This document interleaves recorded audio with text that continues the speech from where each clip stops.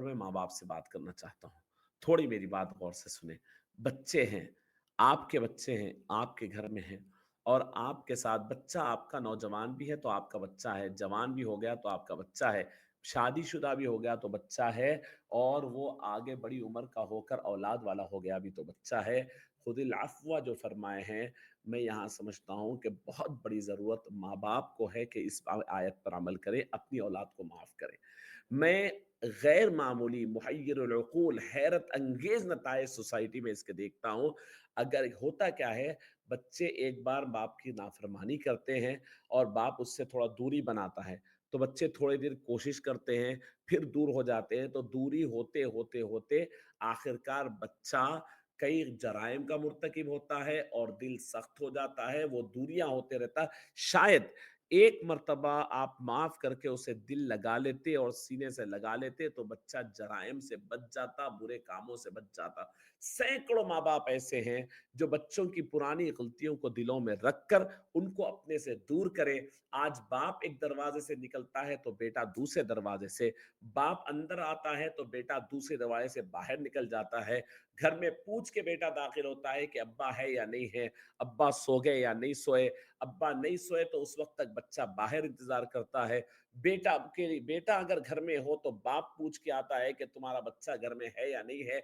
और बाप और बेटों में ये दूरियां खुदा के लिए खत्म कीजिए। और एक बार याद रखिए, आपके बच्चे को आप सुधारना चाहते हैं ना, आप सबके सामने बैठकर एक बार माफ कर दें और कहें, एक बार नहीं बार बार माफ करें, बार बार माफ करें। मैं आपसे अर्ज कर रहा हूं और आपको माफ करना ही होगा अपनी औलाद को। और आप बाप बने हैं तो माफी करने ही के लिए करें हैं।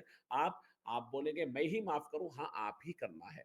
और जब आप बच्चे को माफ करते जाएंगे, लोगों के सामने माफ करेंगे, उसके सामने माफ करेंगे, वो बच्चे के अंदर आपसे मोहब्बत पैदा होगी, जराइम से दूरी पैदा होगी, आपको अपना दोस्त बनाएगा।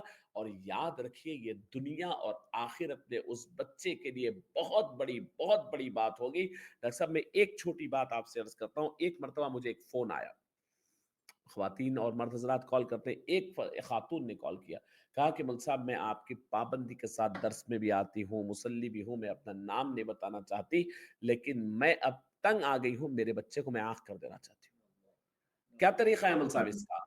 तो मैं गाड़ी चला रहा था, गाड़ी चलाते बाजू लिया। मैं बोला अम्मा आँख करना चाह रही हैं, अच्छा ठीक है। तो कई को करना चाहे, रोना शुरू कर दिया। मौलवी साहब मैं बता नहीं सकती, एकलौता एक बेटा है, उसकी शादी की तो बीवी के साथ मिलके ऐसा कर रहा, फलां कर रहा, ऐसा कर रहा। अब मैं मेरी जो जायदाद है वो वक्फ कर देती हूँ, वक्फ कर देती हूँ और अब बच्चे को आँख कर देती हूँ, उसको कुछ ना मिले। बोला अम्मा आँख नाम की कोई चीज़ हमारे पास होती नहीं है, क्या चाहते हैं? नहीं, नहीं मैं नोटिस वोटिस देके वो मैं बिल्कुल बेदखल कर देती हूँ, अब मैं बहुत दिल टूट गया। तो मैंने उनको मिसाल दिया, अरे रे अम्मा अभी मेरे सामने शायद दिख रहा हो आपका बच्चे थे क्या, एक्सीडेंट हुआ, अगर मैं बोला आपको टांग टूट गई बोले तो एकदम रुके। क्या करते आप? जाते नहीं जाते? हम साहब मैं जाती हूँ। तो बोला आपके दिल में मोहब्बत है अपने बच्चे से।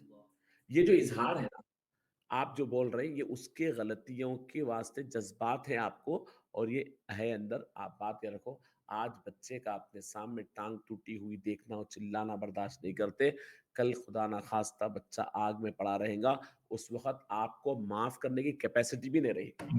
जब क्या करते, फिर क्या करूं उनसे? ठीक है भाई, अब तुम्हारा बच्चा आपकी नाकदरी कर रहा, न करने दो, उसको समझाया, जब जाना है जाएगा।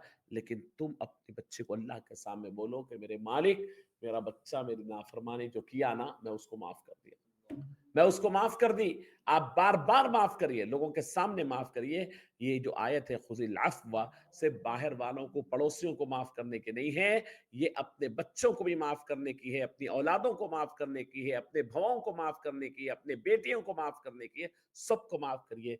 माफी की आदत डालने से तबीयतें अच्छी होती है, मिजाज अच्छा होता है, खानदानियत जुड़ती है और नेकियों को फरोग मिलता है। बहरहाल नाज़रीन,